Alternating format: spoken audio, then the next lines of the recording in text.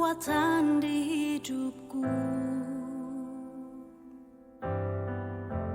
Ku dapat di dalam-Mu. Kau teguhkan hatiku. Tiada yang mustahil bagimu. Sebab aku percaya, bukan karena melihat, namun karena firman-Mu yang selalu digenapi di hidupku. Ku percaya, bukan karena melihat, namun karena firman-Mu tiada pernah berubah.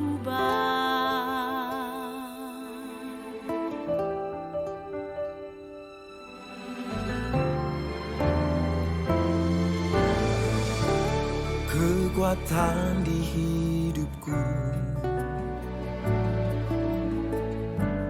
ku dapat di dalam-Mu. Kau teguhkan hatiku.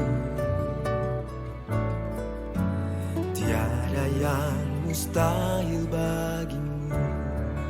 Sebab aku percaya, bukan karena melihat, namun karena firman-Mu yang selalu digenapi di hidupku.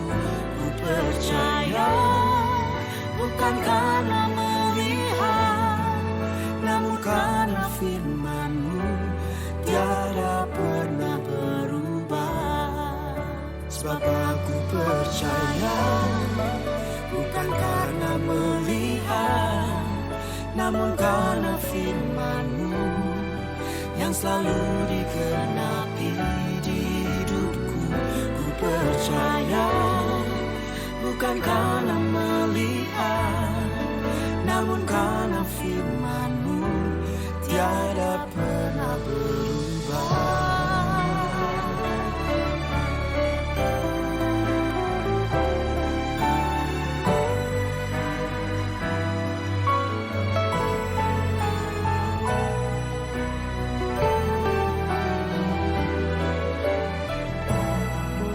Sebab aku percaya, bukan karena melihat, namun karena firman-Mu yang selalu digenapi di hidupku. Ku percaya, bukan karena melihat, namun karena firman-Mu tiada pernah berubah. Namun karena firman-Mu tiada pernah berubah.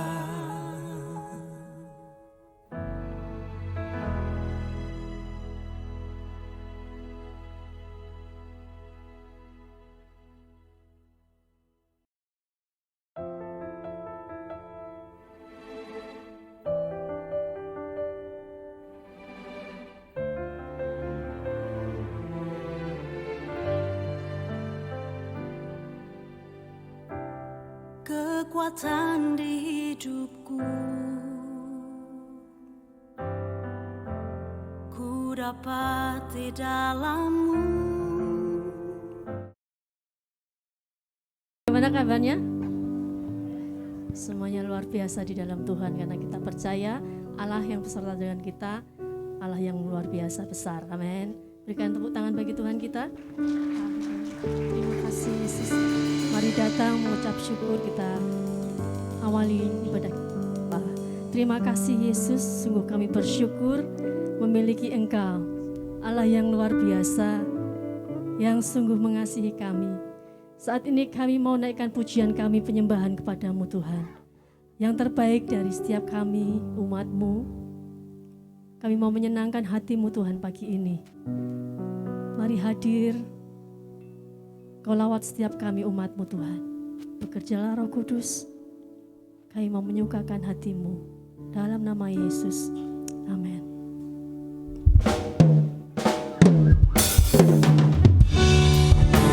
Sebab hanya dekat dengan-Mu Tuhan, itu kekuatan bagi kami.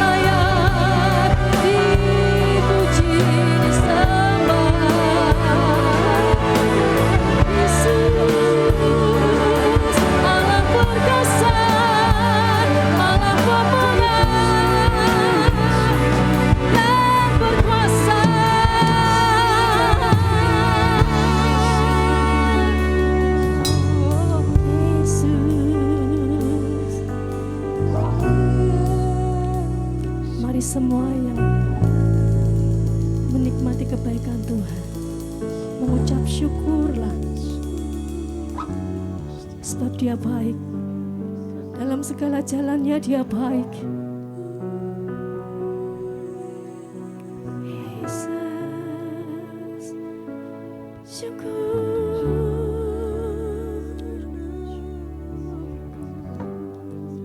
Allah yang selalu beserta dengan kita umatnya, yang tak pernah meninggalkan sedetik pun. Sebab dalam pandangannya kita adalah orang-orang yang berharga, milik kepunyaan Tuhan, umat kesayangannya.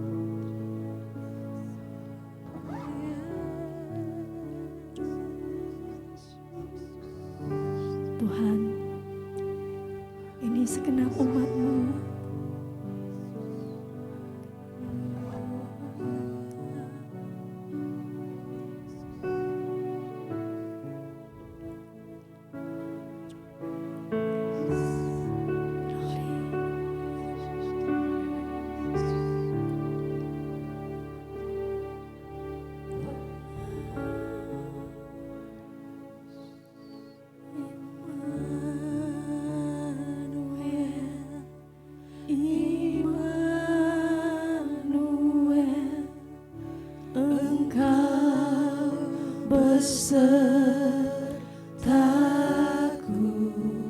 Mau dikatakan dengan iman-Mu.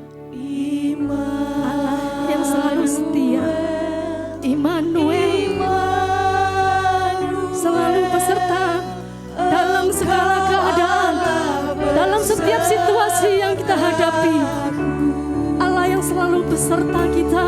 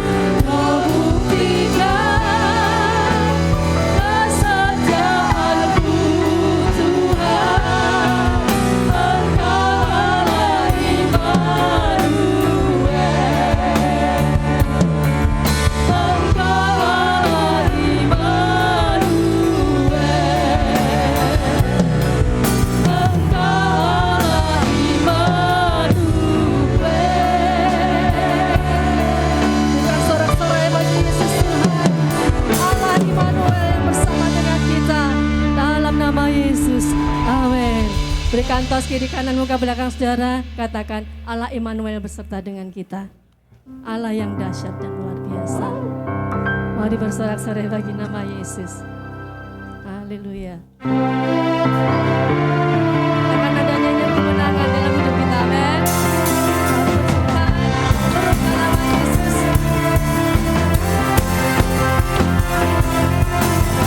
Satu nama yang besar, nama Yesus.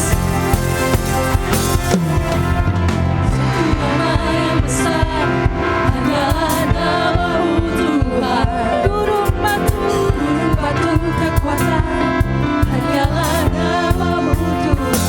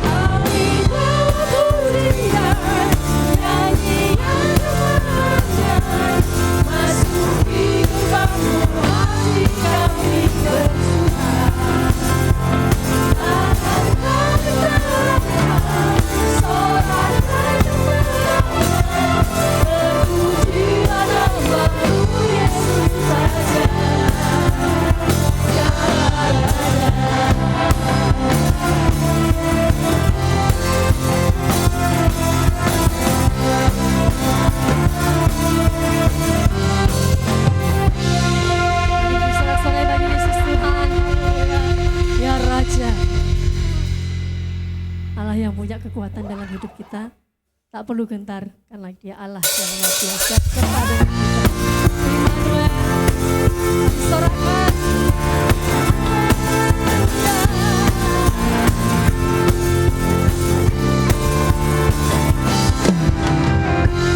Yesus kau kekuatan hidupku, takkan gentar langkahku. Kau angkat tanganku di saat ku jatuh. Sumber kuat kita, sumber kuatku. Lembah yang gelap kan ku lewati, sebab Engkau sertaku. Dengan imanku ku diselamatkan oleh kuasa Yesusku. Mari bersorak, angkat tanganku, ku sorakan haleluya. Namamu berkuasa, surga bumi nyatakan. Ku angkat tanganku, nyatakan kau hebat, Allah yang perkasa, berkuasa selamanya.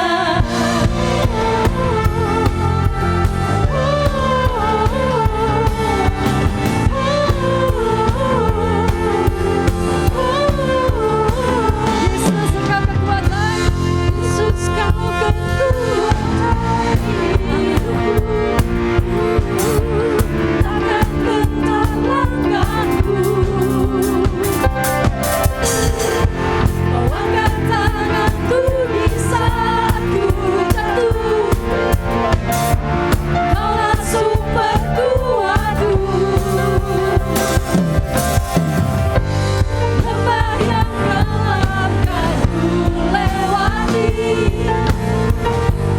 sebab Engkau sertaku. Dengan imanku ku diselamatkan oleh kuasa Yesus. Mari angkat tanganku, sorakan haleluya. Namamu berkuasa, surga bumi nyatakan. Ku angkat tanganku, nyatakan kau hebat, Allah yang perkasa, berkuasa selamanya.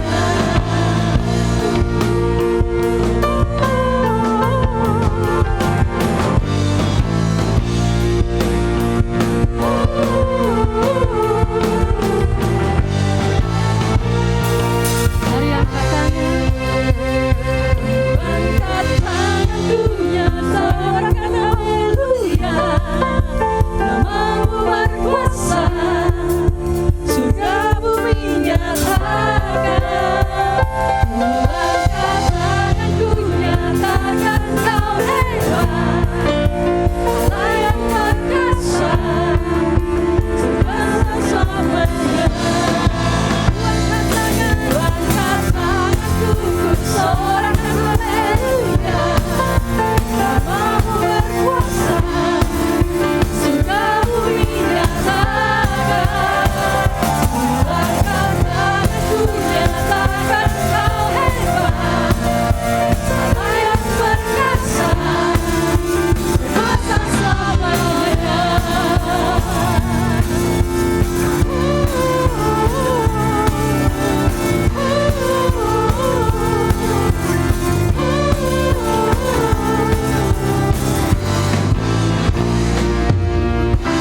Sekali lagi berikan kemuliaan bagi Tuhan Yesus. Haleluya.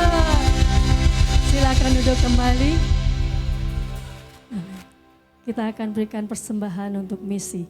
Mari beri yang terbaik untuk pekerjaan Tuhan nyata di tempat ini, semakin memenangkan banyak jiwa bagi kemuliaan nama Yesus. Sebentar kita akan melihat firman Tuhan. Mari persiapkan hidup kita. Percaya firman itu menguatkan setiap kita. Menjadi pelita yang akan membuat langkah hidup kita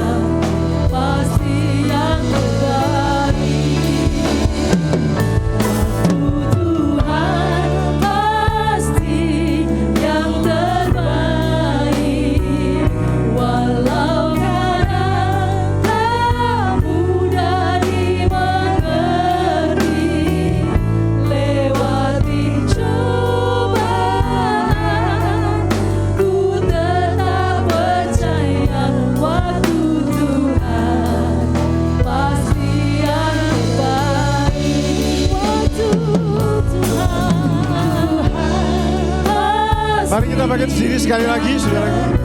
Kita siapkan hati kita untuk menerima Tuhan.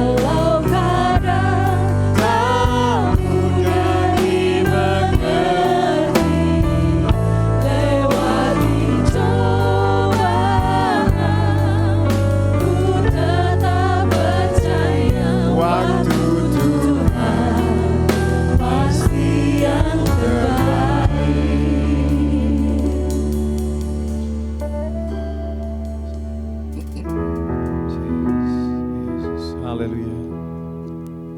Tuhan, kami percaya Kau hadir di tengah-tengah kami. 2-3 orang berkumpul atas nama-Mu. Engkau bersama dengan kami dan mendengarkan seruan doa kami. Pujian penyembahan kami. Terima kasih Tuhan Yesus.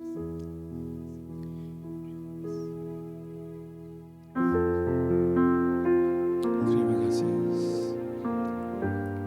Glory, haleluya. Allah Roh Kudus, bekerjalah di tiap hati kami Tuhan. Hati yang resah, yang kacau, mengalami kebingungan, kebimbangan. Pagi ini akan mendapat jawaban daripada Tuhan.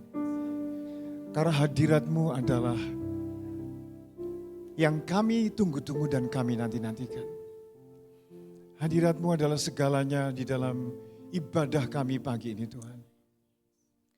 Yesusku perlu, Yesusku perlu,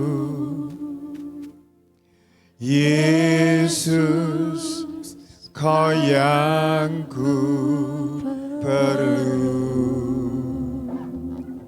Amin. Glory Yesus. Yesusku perlu, Yesusku perlu, Yesus Kau yang ku perlu. Jesus, all I need. Jesus, all I need. Jesus, all I need. Jesus, you are all I need. Jesus, you are all I need. Jesus, all I need. Jesus, all I need. Jesus, you are all I need. Jesus, you are all I need. Saudaraku, mungkin kemarin kita perlu Tuhan. Waktu-waktu yang lalu kita perlu Tuhan. Saudaraku, terlebih pula sekarang ini, saudaraku. Dia yang kita perlukan. Dia yang kita butuhkan untuk kita berjalan dalam perjalanan rohani yang penuh dengan bahaya. Perjalanan-perjalanan yang penuh dengan onak dan duri. Bergelombang, sempit, sesak. Kita perlu Dia. Terima kasih Yesus. Glory, haleluya. Allah Bapa Surgawi, kami mengucap syukur Tuhan. Di tengah kekacauan bumi, banjir, gempa bumi, keributan, perang di mana-mana. Tuhan masih memberi kami kesempatan untuk kami menyerap daya, kekuatan firman Tuhan. Karena dengan firman Tuhan kami kuat. Di dalam firman Tuhan kami sanggup menghadapi badai, melompati tembok. Kami sanggup untuk melawan, menghadapi setiap raksasa. Kami sanggup menghadapi kebimbangan, ketakutan, dan bersama dengan firman-Mu Tuhan, kami akan kuat.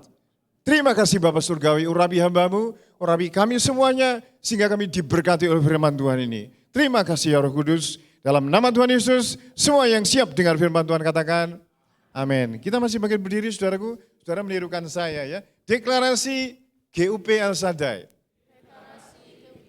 Satu, saya memiliki satu tujuan. Saya tidak melakukan sesuatu dengan serampangan atau alasan yang jelas. 2, tujuan hidup saya adalah memenangkan jiwa dan memuridkannya. Ini panggilan saya tertinggi dan terutama di dunia ini. 3, saya dapat mencapai tujuan apabila saya bersama dengan kelompok sel. Di situ saya terhisap, dimuridkan, dan diutus. 4, saya tidak akan pernah puas hingga mencapai tujuan. Tidak ada pekerjaan, hobi, atau hubungan yang dapat membawa saya kepada kepuasan selain memenangkan jiwa. 5, saya tidak menunda untuk bertindak. Saya harus bekerja untuk tujuan kekal selagi ada kesempatan. Karena saya tidak tahu berapa lama lagi saya melayani Tuhan. Amin. Silakan duduk, saudaraku.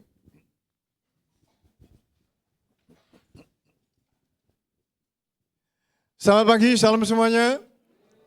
Shalom semuanya. Saudaraku, judul firman Tuhan adalah ada hubungannya dengan kita hidup karena percaya dan bukan karena melihat. Kita mengatakan ini 3 kali, 1, 2, 3. Kita hidup karena percaya bukan karena melihat. Kita hidup karena percaya bukan karena melihat. Kita hidup karena percaya dan bukan karena melihat.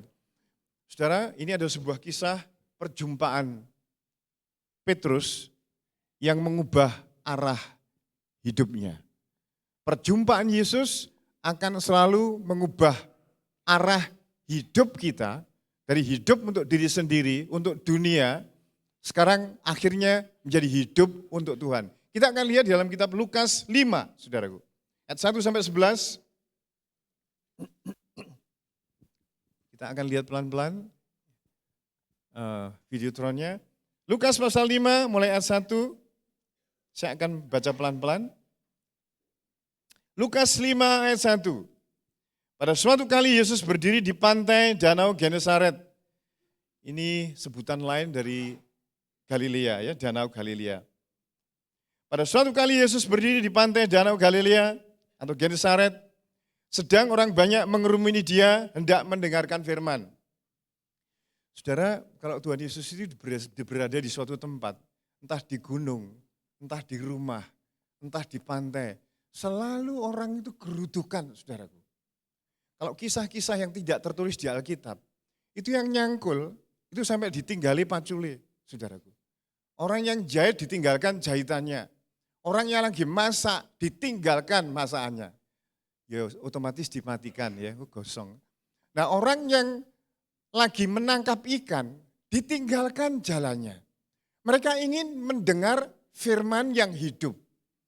Karena apa yang diucapkan Tuhan itu merupakan kehidupan. Tuhan mengatakan bahwa firman-Ku itu roh dan hidup. Menghidupkan, memberkati, menyembuhkan. Dan kalau waktu itu firman ada di suatu tempat, yaitu di Danau Galilea, orang-orang mengerumuni, saudaraku, sampai berjubel-jubel. Gak bisa enggak, yang jauh-jauh juga datang, saudaraku. Nah ini sebenarnya, saudara kalau sudah berurusan dengan firman yang kita dengar, firman itu menciptakan, firman itu menjadikan alam semesta. Firman itu menopang segala planet, sirkulasinya bumi, bintang, matahari, bulan, saudaraku, itu yang menopang firman Tuhan, Ibrani 1 ayat 3. Nah itu sebabnya ketika firman ada di bumi, dan mereka melihat sebelumnya itu ada orang yang dirasuk setan hanya dengan perkataan saja. Setan mau pergi dari orang ini, setannya langsung menghempaskan orang itu dan setannya terbirit-birit keluar dan pergi jauh-jauh hanya dengan firman. Itu sebabnya orang berdatangan karena ingin mendengar. Saudara, kegairan saudara mendengar firman, bersekutu. Lebih daripada kegairan engkau badminton atau kegairan engkau piknik atau lebih dari kegairan engkau masak-masakan. Itu akan mendatangkan perubahan hidup. Dan mengundang tangan Allah akan campur tangan di dalam hidup kita. Tetapi kalau yang lain lebih menarik, saudaraku, kesenangan-kesenangan, kebiasaan-kebiasaan, atau plesir-plesir lebih menarik dari firman Tuhan, maka saudara tidak akan melihat gebrakan perubahan dalam hidup ini. Nah itu sebabnya Tuhan Yesus pada waktu khotbah di bukit dikatakan, berbahagialah orang yang haus dan lapar akan kebenaran, karena mereka akan dipuaskan. Saudara datang ke sini pagi ini seperti ini. Saya tahu banyak saudara yang susah, ada yang saudara mungkin lebih baik nggak datang. Tapi toh engkau datang. Dan ini memang tempat, sasaran, tujuan yang baik sekali seperti yang dilakukan orang-orang zaman itu. Langsung berdatangan begitu saudaraku. Ya kita lihat ayat berikutnya. Ia melihat 2 perahu di tepi pantai. Nelayan-nelayannya telah turun dan sedang membasuh jalannya. Tuhan ini dikerumuni orang banyak. Kok ya isa-isa ini ndelok perahunya Petrus. Jadi kerumunan orang banyak itu tidak membuat Tuhan tidak memperhatikan individu. Saya melihat misalnya Bu Hartoyo. Bu Hartoyo ada enggak ya? Ada. Tinggalnya dulu di Meduri, di desa. Menurut pandangan orang enggak masuk hitungan. Namanya enggak dikenal. Mungkin di desa-desa sekitarnya dikenal samar-samar saja. Tetapi Tuhan memperhatikan. Sampai dia membuat sebutan sapinya itu sapi berkat. Ya Bu ya, sapinya masih ada Bu. Wah sudah didol ya. Saudaraku itu sapi berkat. Sapinya lahir tapi gak iso langsung jenggelek dan lunjak-lunjak saudaraku. Ya kalau manusia lahir itu gak iso apa-apa, nguek ya. Tapi kalau hewan lain, begitu lahir dia bisa lunjak-lunjak, jalan-jalan, bahkan lari-lari. Nah itu gak bisa saudaraku. Nah dia ingat firman Tuhan. Dipegang, berusaha diberdirikan dan mengucapkan firman. Nah kalau dia gak belajar firman, ya menyerah saudaraku. Gak jadi apa-apa. Karena firman itu yang menopang. Saya juga dulu ya gak mungkin bisa ngusir setan saudaraku. Sampai beberapa rumahnya setannya wedi. Hanya saya ngomong, dalam nama Tuhan Yesus Kristus, ketika di rumahnya Bu Yeni sana, ada ibu-ibu, rambutnya panjang, orang yang cantik. Ada juga karena bunyi-bunyian di tengah malam. Ya ketika saya diundang, Bang tolong doakan rumah ini. Oke saya ke sana. Ya saya melihat, oh, ini kok ada tempat tidurnya, ada naganya. Saya ngomong, Pak Wi, Bu, ini bisa mengundang roh-roh jahat kuasa kegelapan. Dibuang aja ya. Saya lihat minggu depannya dipecah-pecali ya. Dan saya ngomong, setan kuasa kegelapan, engkau harus pergi dari tempat ini. Aku mengatakan kepada di dalam nama Yesus Kristus, pergi dari rumah ini. Saudaraku, setannya pergi. Nah, aku apa bisa ngusir seperti itu kalau saya enggak belajar firman. Saya enggak mempercayai. Dan saya menyerap firman dalam hidup. Gak bisa, saudaraku. Nah itu sebabnya Tuhan itu sama memperhatikan kita. Sampai dia mengetahui di mana Simon itu dan meletakkan perahunya itu. Dan ketika dia bicara dengan orang banyak, dia ngelirik perahunya ini sedang dibersihkan, saudaraku. Dia turun dari perahu. Alias gak entuk apa-apa, nol gede malam itu. Kita tidak tahu dikatakan berapa kali ya.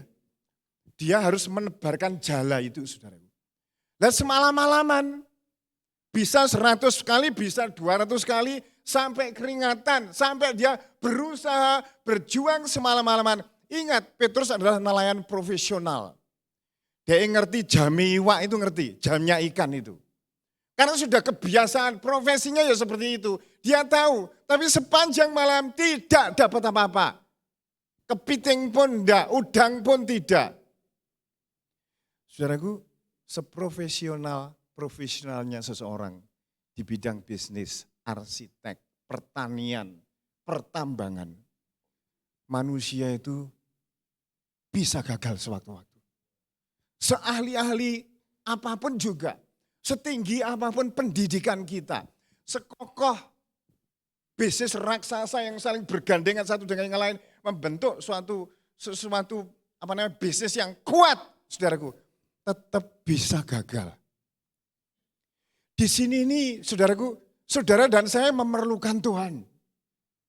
Di sini kita melihat bagaimana rapuhnya seseorang itu. Di sini kita melihat bahwa manusia bisa gagal, bahkan gagal total dan sampai nol, tidak punya apa-apa sama sekali.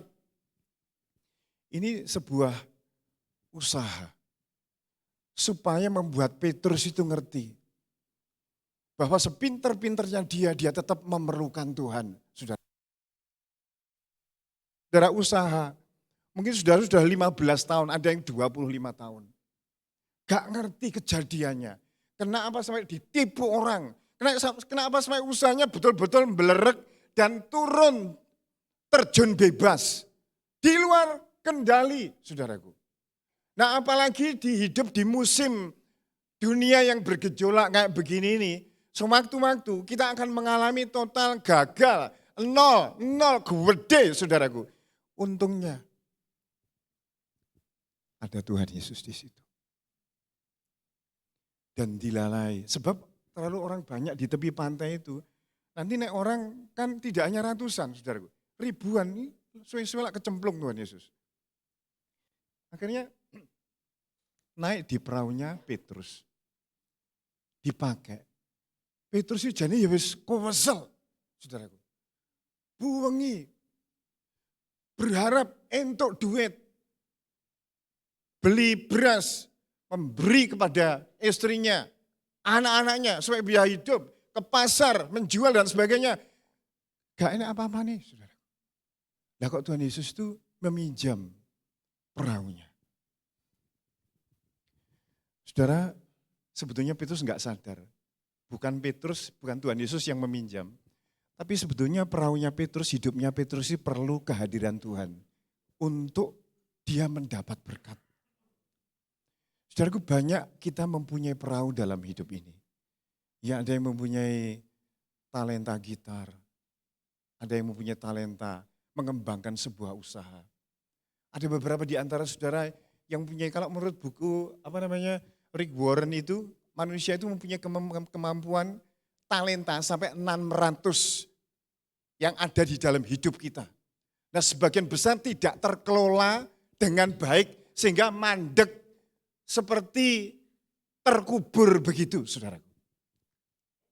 Nah kalau saudara mempunyai kemampuan, uang, waktu, energi, pendidikan, kedudukan, kalau saudara menyerahkannya kepada Tuhan, bentuknya apapun juga, sekecil apapun juga, saudaraku. Perahunya Petrus itu kotor loh, saudaraku, dan kecil. Saya kira itu ya perahu lama. Tapi yang duweni iku.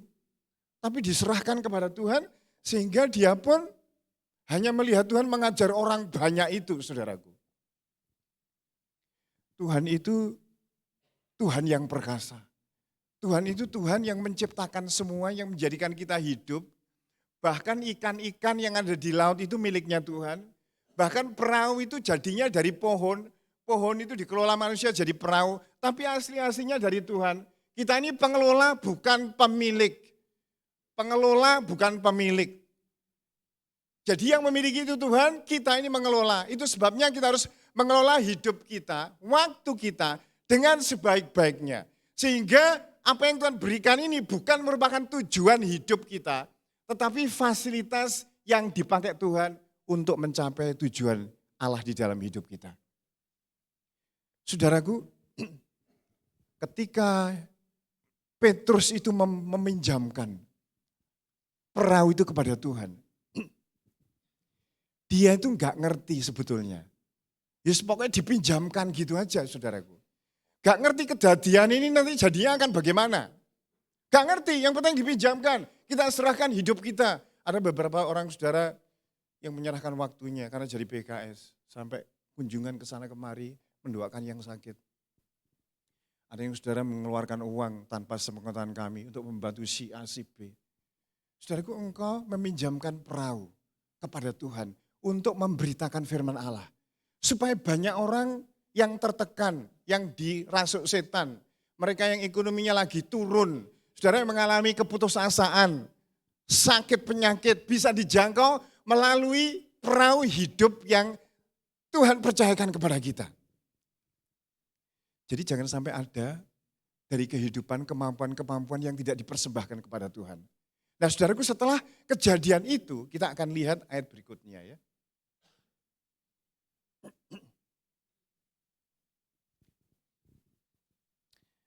Ayat 3, ia naik ke dalam salah satu perahu itu, yaitu perahu Simon, menyuruh dia supaya menolakkan perahunya sedikit jauh dari pantai.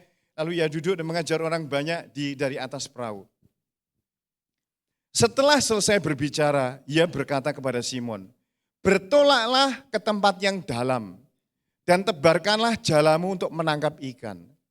Ayat 5, Simon menjawab, Guru, telah sepanjang malam kami bekerja keras dan kami tidak menangkap apa-apa. Tetapi karena engkau menyuruhnya, aku akan menebarkan jala juga. Saudara, Petrus itu lebih profesional daripada Tuhan Yesus. Tuhan Yesus itu anak tukang kayu, bahkan dia juga membantu papahnya, ayahnya Yusuf bekerja sebagai tukang kayu. Dan rasa-rasanya Petrus juga mikir, saudaraku. Kok disuruh menebarkan jala di tempat yang dalam. Nah ini anehnya begini saudaraku. Ikan itu biasanya pada waktu malam, dia itu naik karena di situ gelap, tidak ada sinar matahari. Ya saudaraku. Nah itu waktunya biasanya nelayan itu menangkap ikan pada waktu malam. Karena ikan-ikannya di bawah itu naik, ingin menghirup oksigen, dan naik ke atas karena memang dia merasa aman, cari apa ke sana kemari begitu. Itu terjadinya malam. Tapi justru malam itu Petrus dan teman-temannya tidak menangkap seekor pun, saudaraku. Padahal itu waktunya. Nah sedangkan Tuhan pada waktu menyuruh Petrus, tebarkan jalamu, kamu pergilah ke tempat yang dalam. Itu siang hari, saudaraku. Nah siang hari itu semua ikan itu masuk ke dalam karena kena sinar matahari dan dia terlalu terbuka untuk dimakan di jala orang. Sehingga justru ikan-ikan pada waktu siang itu tidak mungkin. Dan kalau orang akan menjala ikan itu pasti hampir nol hasilnya. Tetapi disinilah kehebatan Tuhan, saudaraku. Jadi Petrus itu sebelum melihat mujizat terjadi, dia itu taat melangkah seperti apa kata Tuhan. Dia mengatakan, Tuhan, aku sudah bekerja semalam-malaman, aku sudah bekerja keras, tetapi tidak mendapat apa-apa. Tetapi karena engkau menyuruhnya, maka aku menebarkan jala juga. Saudaraku, Petrus itu masih kepikiran, aku itu semalam-malaman gak dapat ikan. Tetapi mengapa Tuhan kok menyuruh aku menebarkan jala pada waktu hari yang siang itu. Saudaraku, antara Tuhan ngomong dengan ikan-ikan yang banyak yang berkerumun akan masuk ke jalannya Petrus, itu tidak ada menitan, detik. Karena Tuhan adalah Tuhan yang berkuasa. Dia bisa menyuruh ikan dimanapun, kapanpun, dan di gua manapun untuk mendatangi Petrus. Itu yang namanya mujizat. Mujizat tidak datang, saudaraku, karena kita hanya mengharapkan, berdiam diri, dan pasif. Mujizat datang ketika kita melangkah dengan taat. Setelah Petrus menebarkan jalannya dan melakukannya, saudaraku. Dia menangkap ikan, ayat berikutnya kita lihat. Dan setelah mereka melakukannya, mereka menangkap, ayat 6, sejumlah besar ikan sehingga jala mereka mulai goyah. Saudara, pada waktu di gereja yang lama, saya itu sudah dinyatakan oleh gereja pusat bahwa saya ini wakil gembala. Ya. Dan sudah diumumkan di jemaat. Saya ini wakil gembala. Saya sudah bekerja kurang lebih 14 tahun di sana, saudaraku. Sampai gerejanya juga cukup bertumbuh. Tapi kemudian tahun 2000, akhir bulan, yaitu Agustus, tiba-tiba mama yang sekarang ikut kami ini, Bambang dan Ella sudah menyatakan bahwa mereka akan keluar. Padahal saya waktu itu enggak menyatakan apa-apa. Nah saya juga kaget sama Ella. Secara manusia saya mikir-mikir, Tuhan ini kok kayak gini ya? Kok saya harus mendengar keputusan yang seperti ini, sedang saya ini memang sengaja tidak mengembangkan gereja yang ada di sini, karena fokusnya di wakil gembala, dan akhirnya menjadi gembala. Saudara. Tapi Tuhan itu mempunyai rencana yang lain, yang kita tidak mengerti, di balik semua proses pembentukan yang terjadi waktu itu. Saudaraku, sampai akhirnya ditengahi oleh Bapak Nathan waktu itu.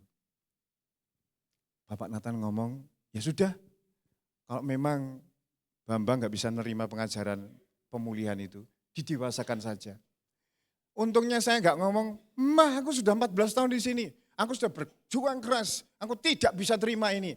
Saudaraku, no, saya hanya taat saja kepada Tuhan. Petrus itu, saudaraku, ini loh APE, meskipun saya ragu, jadi logikanya itu maju sebenarnya, tapi toh dia taat, saudaraku. Kadang-kadang kita melakukan sesuatu yang enggak logis untuk memberikan sesuatu kepada Tuhan, untuk kita mengampuni seseorang yang menjengkelkan, atau untuk kita membiarkan seseorang yang menyakiti dan memperlakukan kita dengan tidak adil untuk mengampuni, untuk mendoakan, gak logis, saudaraku. Tapi Tuhan mengatakan, kamu mendoakan, wis nurutoi, saudaraku. Beritakanlah Injil ke segala makhluk. Piye gak logis, Tuhan aku yang akeh susah, akeh sing dipikir, piye aku memberitakan Injil, saudaraku. Wis, jadi sebelum mujizat itu datang, itu melangkah ketaatan itu sangat penting sekali, saudaraku. Waktunya itu sebetulnya siang itu gak cocok. Waktunya gak cocok, menurut pengalaman gak cocok, dan itu tidak mungkin, dan menurut keahlian orang menangkap ikan itu gak cocok kabeh. Gak logis, saudaraku. Tapi toh Petrus melakukannya. Saya untungnya juga gak memberontak, gak bisa terima begitu, ya wis tak terima. Akhirnya Tuhan memberkati pelayanan di tempat ini. Sampai sekarang ini. Nah kalau saya memberontak kepada Tuhan, gak akan melihat mujizat. Orang-orang diubahkan dan sebagainya, saudaraku. Kejadian-kejadian, kesembuhan, pelepasan, berkat-berkat Tuhan, pertolongan-pertolongan, mujizat-mujizat yang ada, kesembuhan-kesembuhan, orang dijamah, dipulihkan, dan sebagainya, tidak akan pernah ada. Hanya ketaatan saja, saudaraku. Akhirnya setelah melangkah Petrus untuk menebarkan jala, dia menangkap sebuah tangkapan yang tidak masuk akal. Jadi saudaraku, mujizat sampai hari ini masih terjadi.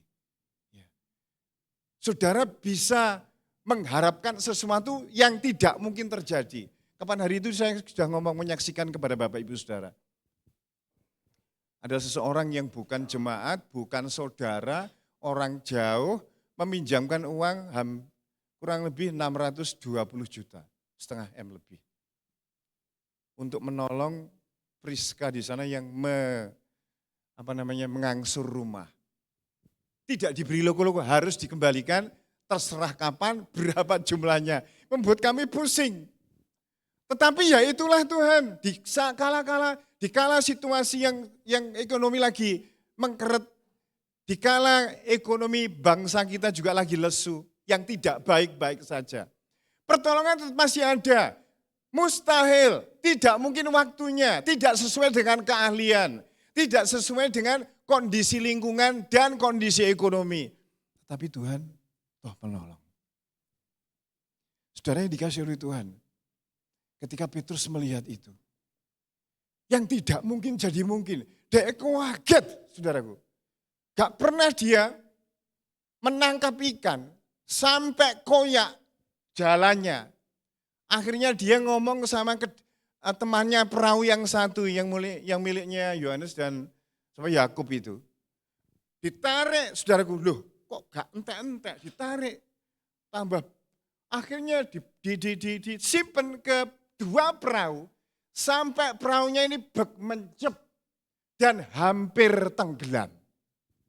Dikala bukan musim penangkap ikan. Petrus teman-temannya geleng-geleng. Coba kita lihat ya ayat berikutnya ini saudara. Ayat 7, lalu mereka memberi syarat kepada teman-temannya di perahu yang lain, supaya mereka datang membantunya. Dan mereka itu datang, lalu mereka bersama-sama mengisi kedua perahu itu dengan ikan, hingga hampir tenggelam. Saudara, jangan membatasi hidupmu, berkatmu, kesembuhanmu, hak-hak hidupmu dengan batasan manusia, batasan lingkungan, situasi. Tuhan sampai hari ini, dari dulu sejak dia ada di muka bumi, melakukan perbuatan-perbuatan yang ajaib. Sampai sekarang pun dia masih, mujizat itu masih ada. Jangan membatasi Tuhan. Itu sebabnya Bapak Ibu Saudara, engkau harus mengizinkan hidupmu itu dipakai oleh Tuhan. Kehadiran Tuhan di dalam perahu hidupmu itu harus nyata, harus ada. Karena ketika Yesus ada di perahu hidup kita, pertolongan terjadi, mujizat terjadi. Saya lihat loh orang-orang yang utangnya sampai miliaran di sini, ditolong Tuhan. Ada juga pernikahan yang hampir hancur, dipulihkan oleh Tuhan.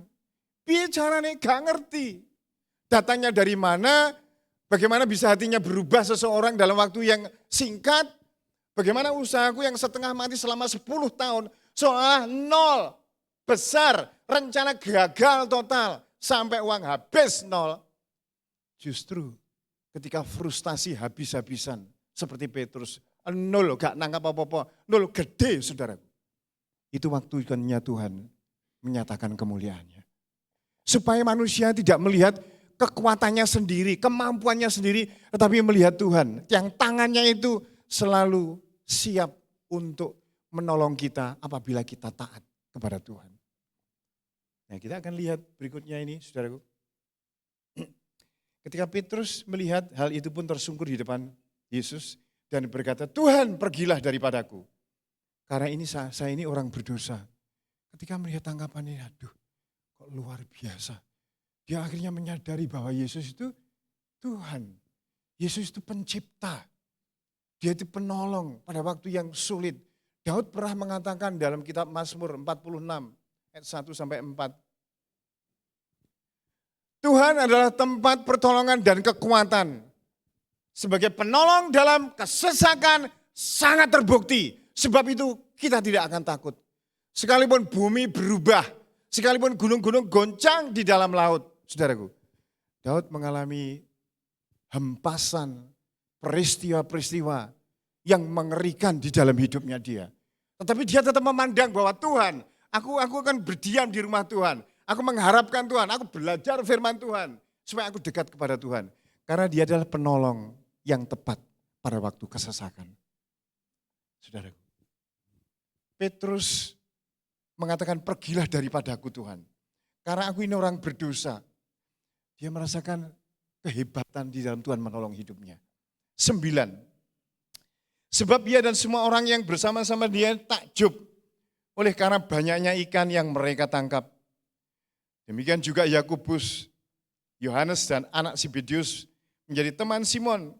Kata Yesus kepada Simon, jangan takut, mulai dari sekarang engkau akan menjala manusia. Dan sesudah mereka menghila perahu-perahunya ke darat, mereka pun meninggalkan segala sesuatu lalu mengikut Yesus. Petrus itu dan teman-temannya juga bilang, waduh, dia jadi miliuner ini jutawan. Ora, saudaraku. Lah kok malah ditinggal. Karena dia itu kerasa, Tuhan itu kok kayak gini ya, luar biasa. Tidak musimnya ikan, waktunya salah. Keahliannya pun tidak punya Tuhan Yesus. Tapi kok tangkepannya seperti tangkepan orang yang sesuatu yang belum pernah terjadi semasa hidupnya menjadi penjala ikan, saudara.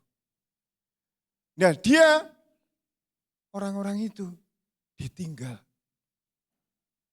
Karena merasa, saudara, ini sebuah peristiwa.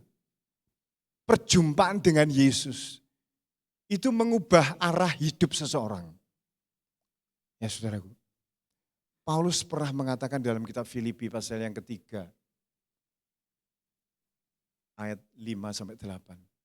Aku disunat pada hari ke-8. Aku dari bangsa Israel, orang Ibrani asli. Tentang kegiatan, tentang kebenaran dalam mentaati hukum Taurat, aku tidak bercacat. Tentang kegiatan aku penganiaya jemaat. Tentang kebenaran dalam mentaati hukum Taurat, aku tidak bercacat. Tapi apa yang dahulu merupakan keuntungan bagiku, sekarang kuanggap rugi karena pengenalanku akan Yesus Kristus. Malahan sekarang kuanggap rugi. Karena mengenal akan Yesus Kristus adalah lebih dari semuanya. Karena dialah aku membuang semuanya dan menganggapnya sampah, rubbish. Jadi dibanding dengan Kristus Yesus, ikan-ikan itu tidak ada apa-apanya. Padahal dia gak ngerti loh saudaraku. Dia kan bersama dengan Tuhan Yesus selama tiga tahun. Dia melihat orang buta, melihat orang lumpuh berjalan, orang yang mati dibangkitkan. Selama itu dia masih belum tahu apa yang akan terjadi dalam dirinya. Tapi ketika dia mengikuti langkah dan tujuan Kristus di dalam hidupnya. Di dalam Kisah Rasul dikatakan 3.000 orang bertobat. Itu sebabnya ketika seseorang mengikuti Tuhan dan menyerahkan semuanya untuk melayani Tuhan. Apapun yang kita miliki. Sampai-sampai Petrus nggak pernah ingat lagi sing namanya ikan-ikan yang banyak itu. Karena dia mendapat jauh yang lebih baik di dalam hidupnya, yaitu untuk mengubahkan orang. Untuk membawa orang dari gelap kepada terang, saudaraku. Tidak ada di bumi ini yang lebih menggairahkan daripada kita melayani Tuhan. Mengubah orang yang mendem menjadi guru sekolah minggu. Mengubah orang yang suka judi menjadi PKS. Saudaraku, perubahan seperti itu perubahan yang kekal. Dan ini akan berdampak dalam kekekalan. Kalaupun kita ini mati, orang yang berubah karena kita itu, saudaraku, dia akan mengubah orang lain. Dia akan berdampak bagi orang lain. Ketika semuanya hilang, musnah, ikan-ikan yang Petrus punya itu, bahkan perahunya akan menjadi tua dan akan tinggalkan, dan semuanya itu akan sirna. Di bumi ini yang kekal dan abadi adalah ketika kita menyerahkan apa yang kita punya, hidup kita, waktu kita, energi kita kepada Tuhan. Semuanya akan hilang. Kemarin itu saya melayani hari apa ya? Jumat. Kamis ya. Melayani pemakaman seorang istri hamba Tuhan GUP di Kediri. Saya disuruh khotbah di pemakamannya itu, cukup banyak yang datang. Di pemakaman situ ada makamnya anaknya pendiri Gudang Garam, saudaraku ya. Di tempat yang agak tersendiri begitu. Itu dijaga selama 24 jam setiap hari. Itu ada penjaganya. Saya ngomong, Pak Puji, masa? Iya lah, kenapa kok dijaga? Itu ada batangannya Mas di dalam kuburannya itu. Siang dan malam dijaga seperti itu. Saudaraku, sampai orang menyertakan harta bendanya di kuburan. Padahal sebetulnya juga enggak bawa apa-apa. Saudara, kita ini semua akan kita tinggalkan. Kita ini tamu di muka bumi ini. Kita musafir. Karena tamu hanya sebentar saja. Kalung gelang yang saudara miliki akan saudara tinggalkan suatu waktu. Sertifikat-sertifikat yang saudara miliki dan saudara simpan, itu juga ada saudara tinggalkan. Tidak ada direktur selamanya, tidak ada manajer selamanya. Tidak ada yang kekal. Semuanya pinjaman. Karena pinjaman apabila waktunya kita harus meninggalkan bumi ini, ya kita tinggalkan, saudaraku. Karena itu sementara semuanya. Nah itu sebabnya Petrus memilih yang terbaik di dalam hidupnya. Dia menyerahkan perahunya, menyerahkan hidupnya, akhirnya hal-hal yang sifatnya sementara, dia tinggal. Dan dia menyerahkan hidupnya untuk melayani Tuhan. Hasilnya, dia tidak pernah menyesal. Tidak hanya 3.000 jiwa orang diselamatkan. Sampai bayangannya Petrus itu, saudara. Orang itu kalau sakit, di dalam Kisah Rasul dikatakan pasal yang keempat, itu ditaruh di bayangannya Petrus. Itu mari loh, saudaraku. Bahkan Paulus, sapu tangannya Paulus. Dipakai untuk apa sapu tangannya Paulus ini, saudara? Dipinjem orang. Sampai sawapi yang di dalam diri Paulus ini bisa mengalir, bisa menyentuh orang, menyembuhkan, bahkan mengusir setan. Jadi sebenarnya Bapak Ibu Saudara yang dikasihi oleh Tuhan, ketika kita mengganti fokus hidup kita ini, bukan lagi untuk kepentingan diri kita sendiri, bukan lagi untuk mengadakan pencarian, kesenangan, habis-habisan, kerja habis-habisan, lembur habis-habisan, sampai tidak ada waktu untuk Tuhan, tidak ada waktu untuk kita belajar Alkitab, tidak ada waktu untuk kita memperkatakan firman, tidak ada waktu untuk kita melayani Tuhan. Saudara, sama dengan kita menyanyikan hidup yang begitu pendek. Firman Tuhan mengatakan hidup kita ini hanya 70 tahun dan jika kita kuat 80 tahun. Saya pernah ngomong kepada saudara 70 tahun itu sekitar 26.000 hari. 26.000 hari. Dan kalau saudara sekarang berumur 35, separuhnya 70. Berarti kalau diharikan sekitar 13.000 hari saja. Saudara yang mempunyai sekarang umurnya 50 tahun, berarti tinggal 20 tahun. Itu kalau diharikan hanya 7.000 hari. Saudara yang umur 60 tahun, berarti tinggal 6.500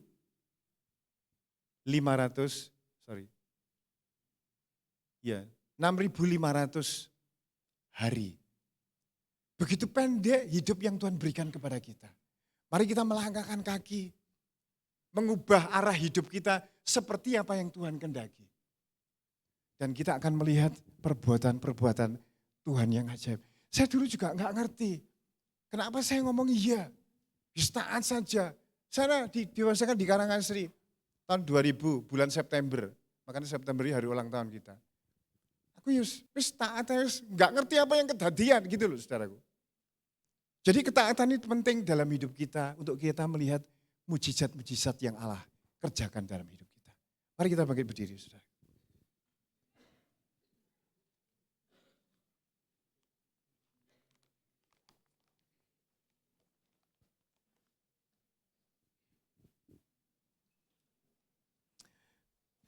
Terima kasih Tuhan Yesus. Terima kasih Yesus. Kami perlukan keajaiban-Mu. Yesus. Glory bagi-Mu Tuhan. Mungkin di antara Bapak Ibu Saudara masih belum mengerti firman ini. Kiranya Allah Roh Kudus akan melanjutkan firman yang kita dengar dan menjadi teman hidup kita di hari-hari esok yang akan membuat perbedaan. Di dalam kita berbakti kepada Tuhan, mencari nafkah, berkeluarga. Terima kasih Yesus. Haleluya Yesus. Kami perlukan keajaiban-Mu.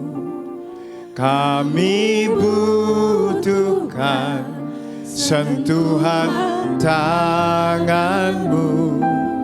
Kami tak dapat jalan sendiri. Kami perlu Kau Tuhan. Kami perlu. Oh haleluya. Kami butuhkan sentuhan tangan. Kami tak dapat jalan sendiri. Dinaikkan ya. Kami perlu Kau Tuhan.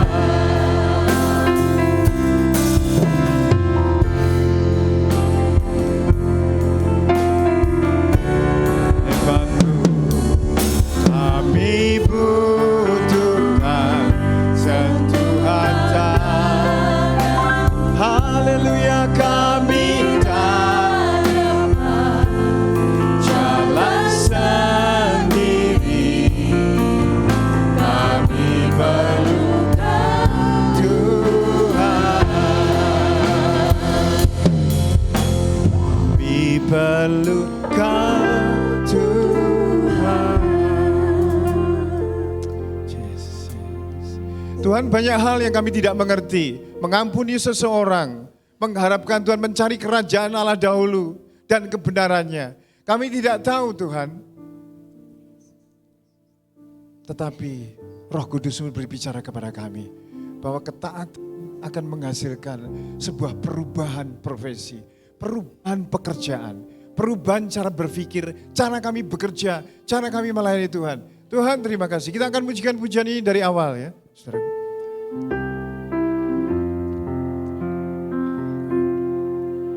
yang tahu awalnya? Kemana? Ya kemana? Dinaikkan, tolong dinaikkan. Maka kami mencari kasih sejati, kemanakah kami berseru saat badai datang menderu. Yang kami tahu hanya Kau yang mampu pulihkan segala sesuatu. Semua kami perlukan keajaiban-Mu. Kami butuhkan sentuhan tangan-Mu. Kami tak dapat jalan sendiri. Kami perlukan remnya. Mari kita angkat tangan kita, saudara. Haleluya. Kami perlukan Tuhan. Kami perlu keajaiban-Mu. Tuhan berikan kami tangan untuk melangkah. Amin. Kami tak dapat sendiri. Kami perlukan Tuhan. Kami perlukan Tuhan. Sekali lagi, kami perlukan Tuhan. Kami perlukan Tuhan. Amin. Jesus, haleluya. Mohon Ibu Priscilla maju ke depan untuk berdoa.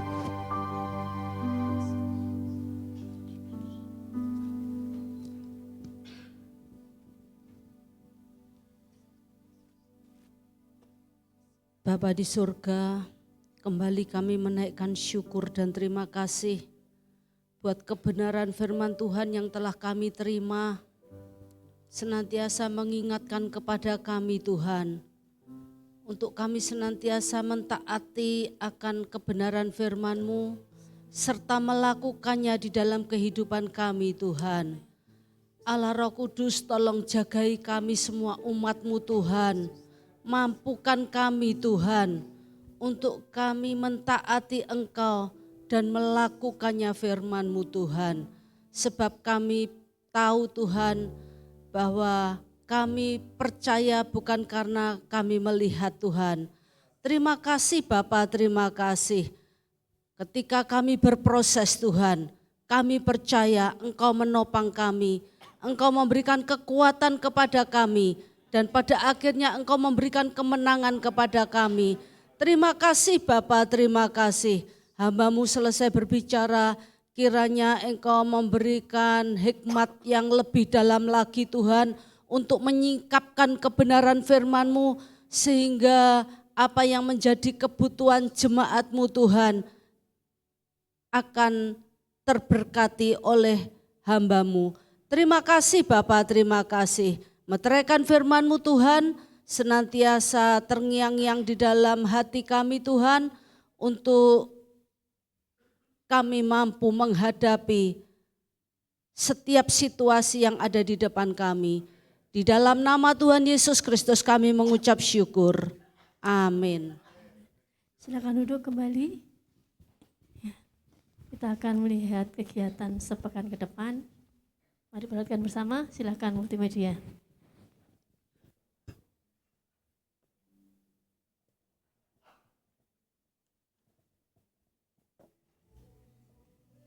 Salam jemaat GUPL Sada yang dikasihi Tuhan. Berikut pengumuman gereja untuk 1 minggu ke depan.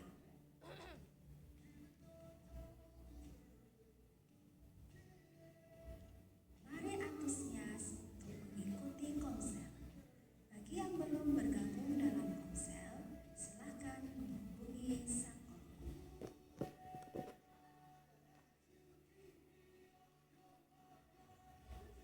Mari kita awali sepanjang hari dengan mengikuti doa pagi. Setiap hari Selasa dan Rabu pukul 5 pagi di meeting room gereja.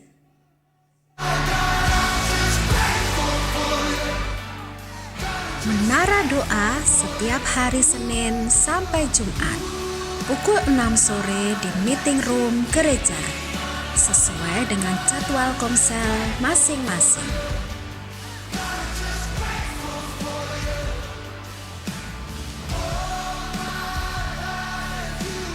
Mari jemaat Tuhan hadir dan satukan hati dalam doa malam hari Kamis pukul 9 malam di meeting room gereja.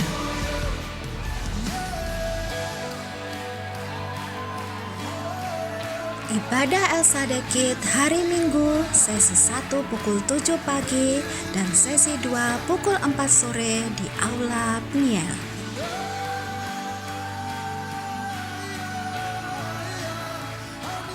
Mari kaum muda dan remaja rasakan hadirat Tuhan dalam ibadah El Shaddai Youth hari Sabtu pukul 6:30 malam di Aula Pniel.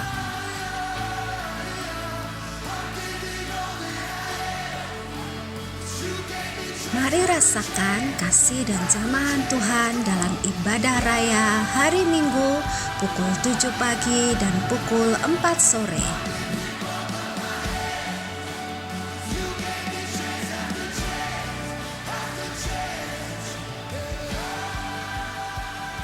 Demikian pengumuman gereja untuk minggu ini. Tuhan Yesus memberkati. Nah, saudara, kita akan melihat daftar keuangan Natal kita ya sampai minggu ini. Kalau ada kesalahan, saudara bisa menghubungi panitia. Ya.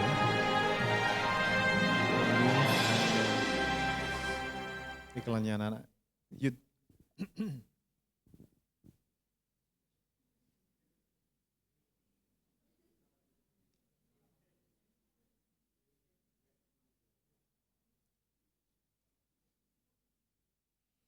Gimana videotronnya? Nah. Ya ini saudara kita lihat, kita memerlukan untuk Natal kali ini 46 juta. Dari bulan September dan Oktober. Oktober, November. Ya.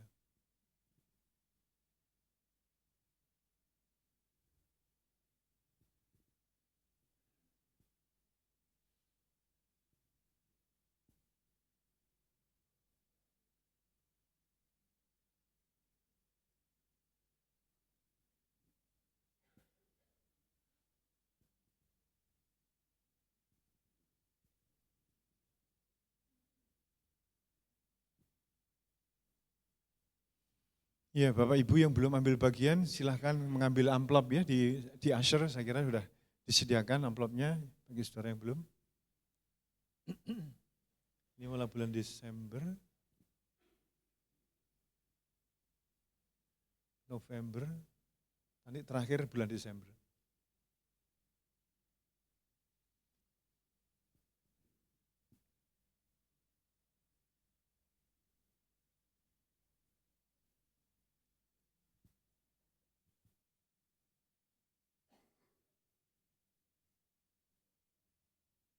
Puji Tuhan, 27 kurang berapa itu?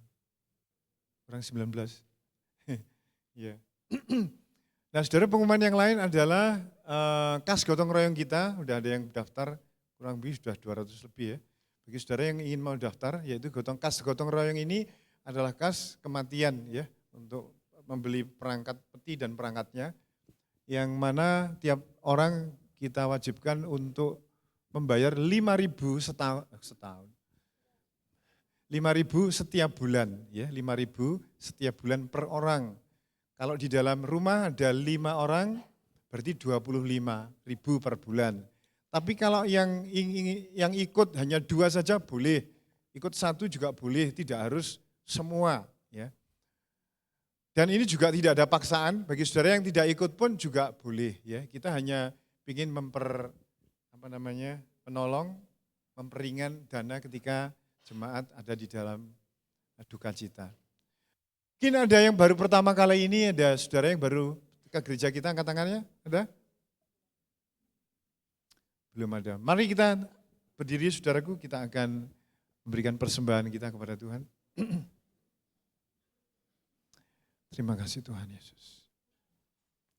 Bapa di surga, kami mengucap syukur Tuhan memperhatikan hidup kami, pekerjaan kami, keluarga dan kesehatan kami. Dan kami memberikan kembali kepada Tuhan persembahan ini untuk kelancaran pekerjaan-Mu di tempat ini dan sekitarnya. Kau menguduskan, Tuhan memberkati dengan limpah. Mari kita mengangkat kedua tangan kita, saudaraku. Bapak Ibu saudara yang dikasihi oleh Tuhan, pulanglah ke rumah masing-masing. Ketika engkau keluar dari gedung gereja ini, ingatlah bahwa mujizat sampai hari ini tetap ada. Dan mempercayai ketaatanmu akan menciptakan sebuah terobosan, pertolongan dan mujizat Allah yang belum pernah kita lihat. Damai sejahtera Allah Bapa, kasih-Nya Tuhan Yesus Kristus dan kuasa Roh Kudus ada menyertai, memberkati hidupmu, pekerjaanmu, memberkati keluargamu, diberkati semua mata pencarianmu dan pelayananmu kepada Tuhan. Dalam nama Tuhan Yesus, haleluya, amin.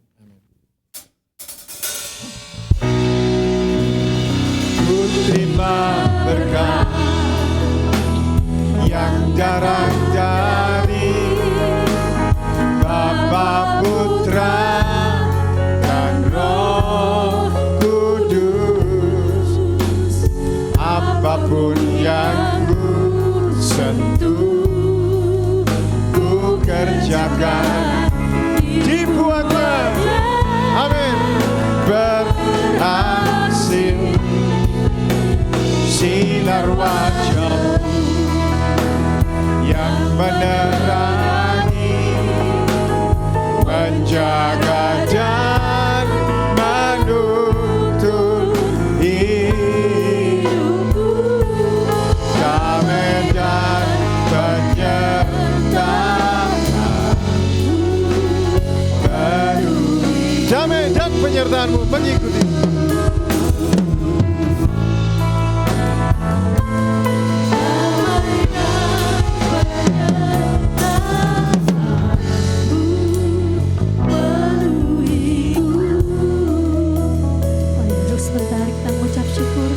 Bapak terima kasih, kami mengucap syukur buat ibadah kami pagi ini. Kami menikmati-Mu, menikmati firman-Mu Tuhan. Mari teguhkan, kuatkan kami. Kami percaya Allah pembuat mujizat masih bekerja sampai saat ini. Dalam nama Tuhan Yesus, kami bersyukur. Amin. Selamat ulang, Tuhan Yesus memberkati. Selamat hari Minggu.